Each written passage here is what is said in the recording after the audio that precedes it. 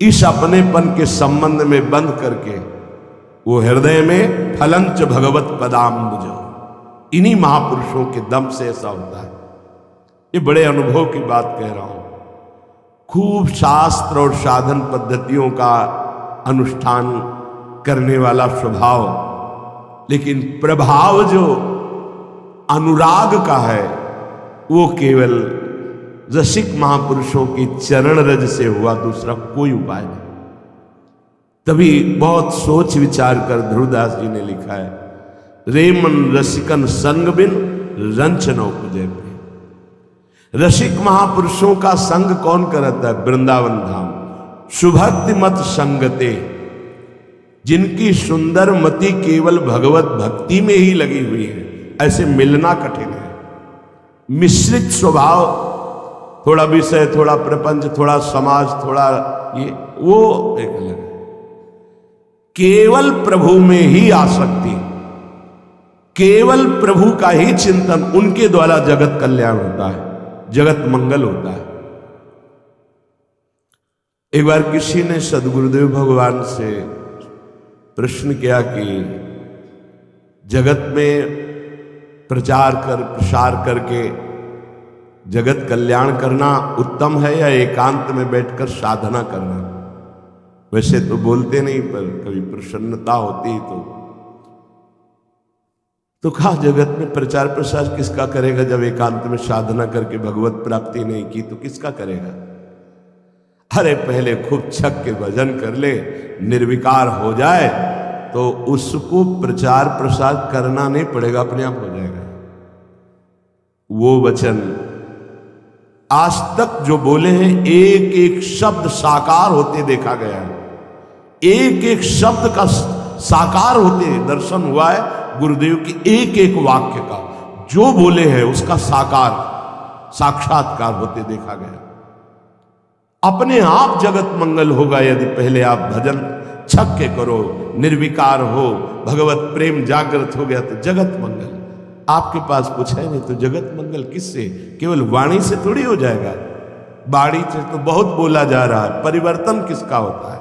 परिवर्तन होता है जब यहां परिवर्तन तो वहां परिवर्तन, जब यहां भजन तो सामने भजन। भजन युक्त वाणी प्रभाव देती है। सुभक्ति मत संगते, भगवत प्रेमी महात्माओं का संग मिल जाएगा। ये भगवान के चरणारविंद की असीम कृपा से होता है, और इनकी कृपा से भगवत चरणारविंद में अनंत प्रेम हो जाता है। प्रक्षण वर्धमानम अनंत महिमाशाली प्रेम भगवत प्रेमी महात्माओं की कृपा से होता है। फलात्म भगवत कथामृत रुचि। अब संत संग का फल जागृत क्या हुआ? बोले भगवत चर्चा में ऐसी रुचि है कि जी नहीं सकते। वो सब कुछ सह सकते हैं जो प्रकृति के वार हैं, पर हम भगवत चर्चा नहीं छोड़ सकते। ये फल है साधु संग का। बड़ा सुंदर स्वरूप। जो वृंदावन में अपनापन करके वृंदावन के हाथ अपने जीवन को दे देता है, उसके हर आचरण भगवद अर्पित माने जाते हैं, उसके हर कर्म सत्कर्म माने जाते हैं, उसके हृदय में भगवत चरणारविंद प्रकाशित हो जाते हैं, उसको भगवत प्रेमी महात्मा का संग मिलता है, उसके हृदय में भगवत चर्चा सुनने की आसक्ति पैदा हो जाती है। ये बहुत जोर की बात है। बावरो सु रस में फिरे खोजत नेह की बात, प्रेम बात सुनने के लिए। बड़े भाग्यशाली। जहां भगवान की चर्चा होती वहां व्यक्त अव्यक्त सब महात्मा जन पधारते हैं, जिनको आप देख भी नहीं सकते। वो सब श्रोताओं पर कृपा करते हैं। ये सब हमारे प्रभु की चर्चा सुनने के रसिक हैं। इनको प्रेम प्राप्त हो तभी हमारा साधन काम नहीं करता, उनकी कृपा काम करती है। यहां कौन कौन से धाम प्रेमी बैठे हुए आपको क्या पता है? जो धाम की चर्चा हो रही, नाम की महिमा हो रही, भगवत रूप गुण की, आपको क्या पता कि आपके समीप ही कौन बैठा हुआ है? पूरे जीवन का रंग बदल देने वाला महात्मा इन्हीं के बीच में बैठा हुआ है।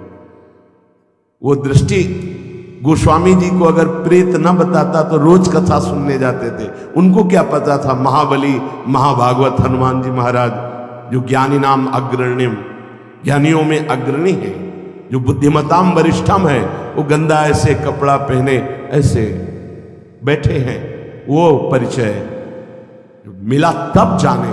ऐसे तुम्हें क्या पता है यहां कौन बैठा है, किस कोटि का महात्मा बैठा है। बोले फलात्म भगवत कथामृत रुचि। काकभूषुंडी जी जानते थे क्या कि सामने हंस के रूप में देवाधिदेव महादेव बैठे हैं। जो चर्चा करते थे तो महादेव जी हंस के रूप में कथा सुनते थे। कौन जानता है यहां किस स्त्री पुरुष का रूप धारण करके परमात्मा प्राप्त भगवत प्रेमी महात्मा आया हुआ, क्या पता चले। वो अव्यक्त रूप में आपके पास ही बैठे, क्या पता चले।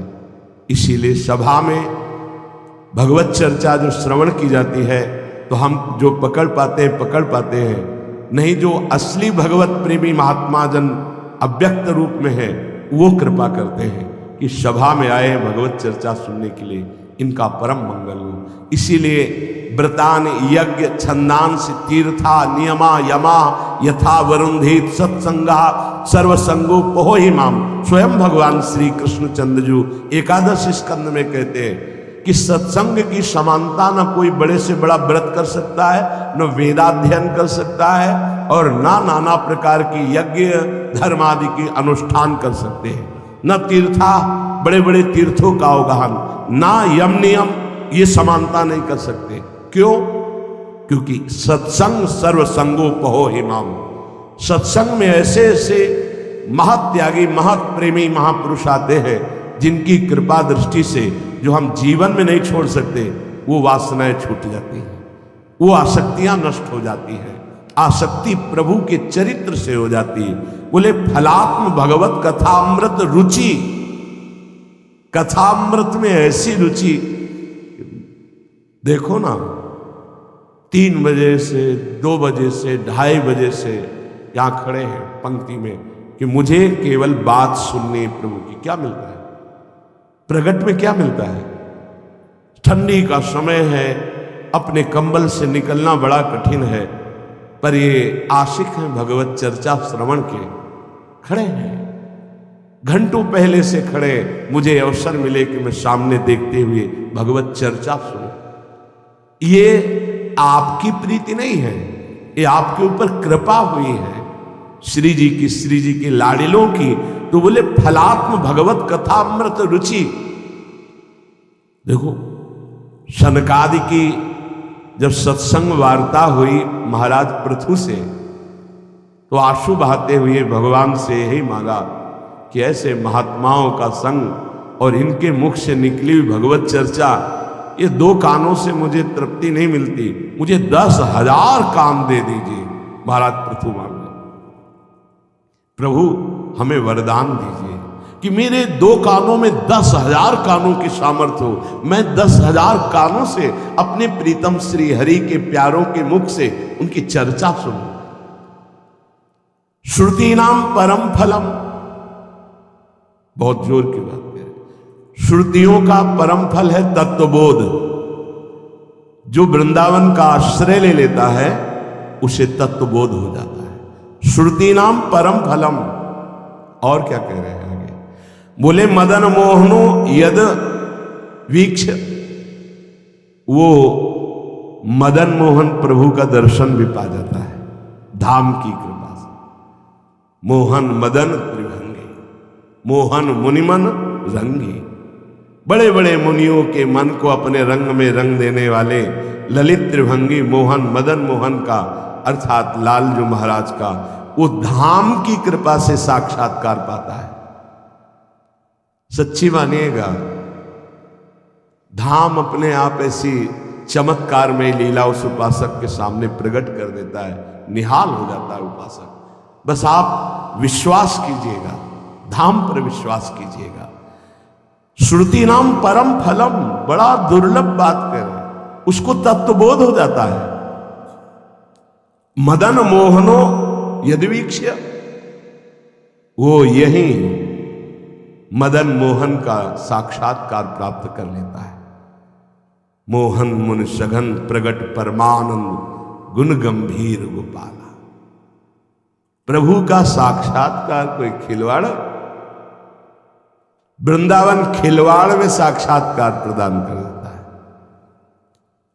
बोले जिसने वृंदावन की निष्ठा स्वीकार कर ली, फिर एक बार उसके हर चरित्र, हर आचरण भगवद अर्पित हो जाते हैं, उसके हर कर्म सत्कर्म बन जाते हैं, उसको भगवत चरणारविंद की स्फूर्ति अनुभव में आती है, उसे भगवत प्रेमी महात्मा का संग मिल जाता है, उसे भगवत कथा में रुचि पैदा हो जाती है, उसे तत्वबोध हो जाता है, उसे भगवत साक्षात्कार हो जाता है।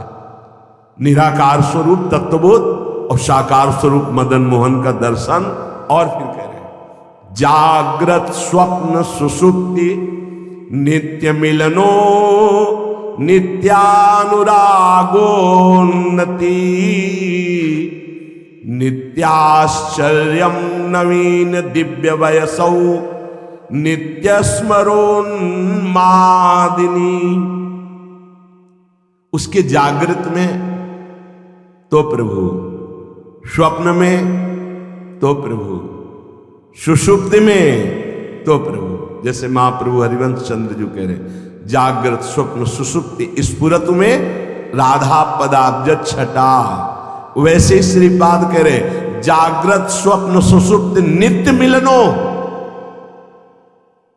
जागृत में प्रिया प्रीतम के साथ, स्वप्न में प्रिया प्रीतम के साथ और सुषुप्ति में प्रिया प्रीतम के साथ। ये धाम कृपा करके अक्षरशः ऐसा ही करता है। कभी कभी ऐसे उपासकों को स्वप्न आते हैं कि ऐसा लगता है जागृत हो ही नहीं, जागरण ही ना हो, ऐसे डूबा रहे। कभी कभी जागृत अवस्था में एकदम भाव चुरा लिया जाता है मन बुद्धि, ऐसा लगता है ऐसी ही दशा बनी रहे। भला सुषुप्ति तमोगुण अवस्था में क्या प्रिया प्रीतम का मिलन होता है? उसमें तो गाढ़ निद्रा मूर्छा अवस्था रहती, पर कह रहे ये कृपा कि उसकी सुषुप्ति ही प्रिया प्रीतम में होती, तमोगुण जनित नहीं। गाढ़ भाव में डूबा हुआ प्रिया प्रीतम में, यही उसकी सुषुप्ति है। अर्थात वो जागृत स्वप्न सुषुप्ति तीनों अवस्थाओं पर विजय प्राप्त किया हुआ महापुरुष हो जाता है। जागृत में तो प्रिया प्रीतम, स्वप्न में तो प्रिया प्रीतम, सुषुप्ति में तो प्रिया प्रीतम मिलनो, नित्य मिलनो।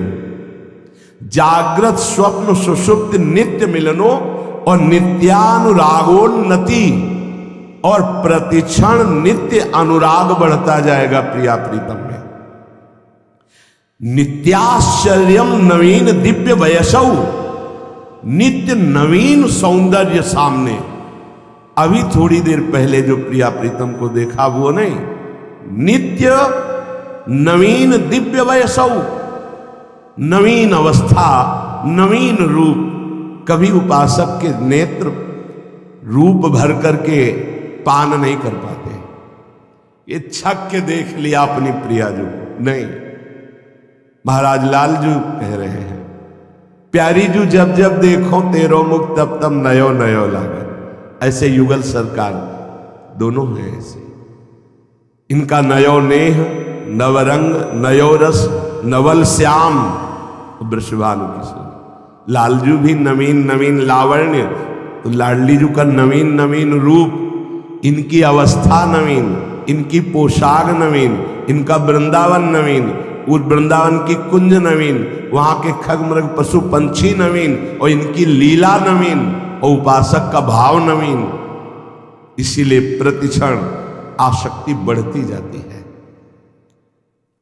नित्याश्चर्य नवीन दिव्य वैसव और नित्य स्मरोन्मादिनी, ऐसी उसको उन्मादमयी वृत्ति मिलती है कि जब प्रिया प्रीतम के इस नित्य नवीन नववय स्वरूप का प्रतिपल जागृत में, स्वप्न में, सुषुप्ति में वो मिलन, वो अनुभव, वो उन्माद अवस्था अंदर से बनी रहती है। बाहर से शांत दिखाई देता है, अंदर से उन्माद रहता है। नित्य स्मरोन्मादिनी ये वृंदावन प्रदान करता है। नित्यान्योन्य विचित्र केलि कलनौ, अन्योन्य दोनों युगल सरकार ऐसी नित्य नवीन नवीन लीला करते हैं कि उपासक का चित्त उसी में डूबा रहता है। नित्याली वृंदान्वितो, समूह की समूह नवीन सखियां उनकी सेवा में मगन, उसका दर्शन करके उपासक आनंद मगन होता है। श्री वृंदावन नागरो भज मनस तावेव नित्योज्वलो। अयमन, इस महान उज्जवल प्रेम रस में डूबे हुए हमारे प्रिया प्रीतम का, हमारे राधा माधव का, हमारे श्यामा श्याम का भजन कर। भजन करने में, प्रिया प्रीतम की आसक्ति में, सबके हृदय में ये चार बहुत बाधक है। पहला है लय, फिर है विक्षेप, तीसरा है कषाय और चौथा है रसास्वादन। ये चार भजन की बहुत बड़ी बाधाएं हैं। ये प्राय बाहर नहीं, ये जो अंतर में डूबे हुए प्रेमी महापुरुष हैं, इन बातों का वही विशेष वर्णन होता है, नहीं तो बाहर इनका परिचय नहीं। लय,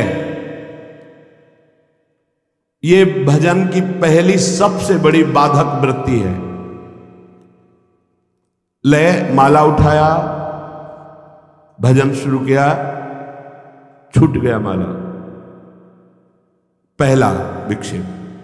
लय का दूसरा विक्षेप, भजन शुरू किया, किसी विषय में गाढ़ चिंतन में डूब गया, न नाम न मंत्र, उसका चिंतन ही नहीं हो रहा।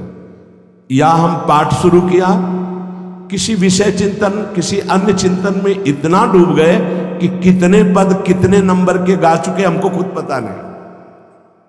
ये श्री जी में लय नहीं है, ये विक्षेप, ये जो बाधा है उसका लय का निषेध कर रहे हैं। भजन की पूर्णता के लिए इन चार बाधाओं का त्याग करना चाहिए।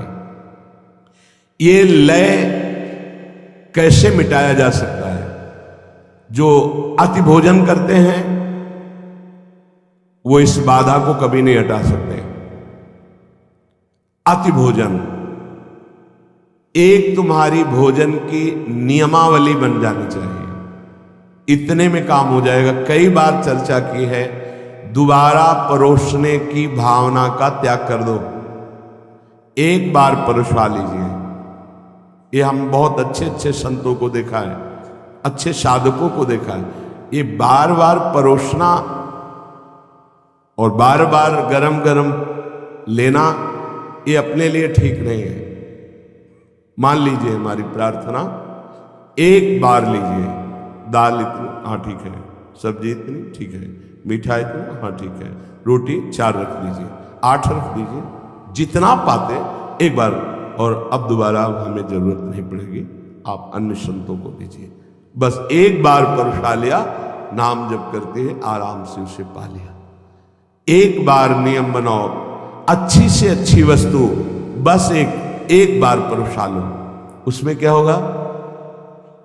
एक ही दोना में खीर तो होगी, एक बार लेना है। देखो हम साधना कर रहे हैं, यहां निषेध है। लय ये बहुत बड़ा बाधा है भजन के लिए। तो अति भोजन, इसका त्याग कीजिए। किसी किसी के शरीर की आवश्यकता होती है भोजन की, इतनी इतनी, वो आप एक बार में ले लीजिए, हम छूट देते हैं। 10 रोटी ले लीजिए, कोई निषेध नहीं। आप सहज में पचा लेते हैं, आप मेहनत करते हैं, आप भजन करते हैं, ले लीजिए, एक बार में ले लीजिए। देखो आप करके देखो, आप एक बार में परोसा लीजिए उतनी वस्तु जितना आपको परोसना है। आपको ऐसा लगता है कि एक बार में जैसे दाल ली, 2 छोटा दोना, हमारा काम नहीं चलता, तो आप बाबा जी हो, रज का पात्र रखो, अपना रज का पात्र लेकर के गए, भाई इसमें डालो, इसमें डालो, तो ठीक है। आपको लगता है कि खीर आदमी ज्यादा आसक्ति है, तो 1 चम्मच दाल और 1 चम्मच खीर मिला करके पी लीजिए, आसक्ति खत्म हो जाएगी। आपको लगता है कि गुलाब जामुन बहुत प्रिय लगते हैं, तो सब्जी से सान के पा लीजिए गुलाब जामुन, ठीक हो जाएगा। भजन करना है कि गुलाब जामुन का टेस्ट लेना है? अरे राधा नाम सुधा रसम। देखो सब कोई इस मार्ग में नहीं चल पाता है। आप सब बड़े भाग्यशाली हैं, सच्ची कहते हैं, बड़े भाग्यशाली। नहीं, प्रपंच रौंद रहा है, रौंद रहा है, अच्छे अच्छे की धज्जियां उड़ाए है प्रपंच। आप बड़े भाग्यशाली, तो उसको और समेटिए, देख लीजिए, आप बहुत जल्दी लाभ प्राप्त होगा। लय ये बहुत बड़ी बाधा है जो अपने संकल्प को, अपने अनुष्ठान को, अपने लक्ष्य को पूर्ण होने में बहुत बाधा पहुंचाता है। मन ही नहीं लगेगा, या नींद आ जाएगी, या बार बार जमुहाई या प्रपंच चिंतन में चले जाएंगे। अति भोजन, दूसरा कब्ज, कब्ज न बनने पावे, कब्ज है, मल अवरुद्ध है, तो फिर भजन में रुचि नहीं, कई तरह की बाधा आ जाएगी। जिसका पेट साफ ना होता हो तो औषधि है ऐसी, उन औषधियों का प्रयोग करो लंबे समय तक, थोड़ा थोड़ा, मृदु औषधियों का, एकदम तीक्ष्ण औषधियों का नहीं, नहीं तो आपके साधन में विघ्न पड़ जाएगा। मृदु औषधियों का धीरे धीरे वो आंतों को साफ कर देगा। मलबंध नहीं होना चाहिए, अति भोजन नहीं होना चाहिए, और जो अन्न तुम्हें एक बार पाने में, पचने पे परेशानी करे, वो दोबारा नहीं लेना। जैसे जीवन में कभी कोई पदार्थ ऐसा हुआ तो फिर मूंगफली कभी एक बार पाके देख ली, और संतोष से कुछ ऐसी वस्तुएं लिखाई गई थी कि जिनको जीवन में ब्रह्मचर्य के लिए नहीं पाना, छोटी डायरी है वो रखी हुई, नहीं जीवन में नहीं, सामने जैसे नहीं। जैसे गोभी है, ये गैस बनाती है, कब्ज बनाती है, नहीं पाया। कई ऐसे पदार्थ हैं संसार वाले, उनको मेहनत करनी है, अपने को बैठना है, अपने को वाणिज्य गायन करनी, भजन करनी, तो ज्यादा गरिष्ठ और गैस्ट्रिक पदार्थ ये नुकसानदायक है। जैसे सुनते हैं राजमा, ये जीवन में नहीं पाया गया, जीवन में नहीं पाया गया। क्यों? ये ब्रह्मचर्य घातक है, बलिष्ठ है और गैस्ट्रिक है। ऐसे पदार्थ हमें नहीं पाना, हमें रुचि नहीं देखनी है, हमको अपने जीवन को संभालना है, जो भगवत अर्पित करना है। प्रपंच में मनोरंजन करने का जिसका स्वभाव है वो लय को प्राप्त हो जाएगा। जिनके पास मोबाइल है, अगर गेम खेलने का स्वभाव है, साधक होकर रील देखने का, और क्या कहते हैं उसको, जो कहानियां के नाटक बनते हैं, सीरियल, भैया हमें प्रिया प्रीतम का सीरियल देखना है। अगर इन आजकल प्रायः हर ऐसे बनाए जाते हैं जिनमें लौकिक आकर्षण की प्रधानता होगी। भाई देखो, तुम भगवत मार्ग के पति को ये चीजें देखोगे तो तुम्हारा मन तुम्हें जलाएगा, फिर नहीं बचाया जा सकता, मन जलाएगा। हम जो देखते हैं उसका मनन होता है, जिसका मनन होता है वो हम करना चाहते हैं। कोई भी नौटंकी नाटक ऐसे नहीं है जो आपको विषय विलासिता से वैराग्य दिलाने वाले हों, विषय विलासिता का राग बढ़ाने वाले हैं। थोड़े दिन मनोरंजन ये छोड़ दो तो ऐसा मनोरंजन प्रिया प्रीतम कराएंगे कि रोते रहोगे। आनंद देखो, कितने सुंदर प्रिया जी, कितने सुंदर लालजू, कितना सुंदर वृंदावन, ये हमारे मनोरंजन होगा। जनमन रंजन, भक्त जनमन रंजन श्री भगवान है। इसीलिए विविध धुनियों में नाम करने की छूट दी है। तुम्हारा मन रजोगुण से हो गया है तो राधा नाम विविध धुनियों में गाया जाता है। आप लगाओ, उसी में झूमो, उसी में आनंदित हो। तो नाम कान में पड़ रहा है, राधा राधा राधा, तुम्हारा परम मंगल होगा। और व्यर्थ बोलने का स्वभाव, ये लय रूपी बाधा से बचने के लिए अति भोजन, कब्ज ना होना, अन्न जो पचने में परेशानी हो उसको दोबारा ना लेना, प्रपंच की क्रीड़ाओं, नौटंकी नाटक, सीरियल, गेम, ये सब नहीं।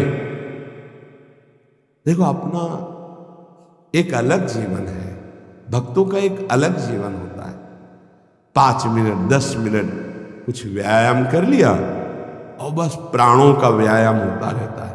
मंत्र चिंतन, नाम चिंतन। अगर संयम से आप हैं, बहुत सुखद जीवन चलेगा। ये सब गेम आदि जितने, ये व्यर्थ, इसमें क्या मिला आपको? और जलन, अच्छा जीत गए तो क्या मिला, और हार गए तो क्या मिला? कुछ नहीं। अगर उतने समय आप नाम जप कर रहे हैं, नाम कीर्तन कर रहे हैं, मन को जबरदस्ती लगाओ। आप सोच रहे हैं कि हम अभी मन को थोड़ा मनोरंजन करके, ये थोड़े में नहीं संतुष्ट होगा, इसकी टांग पर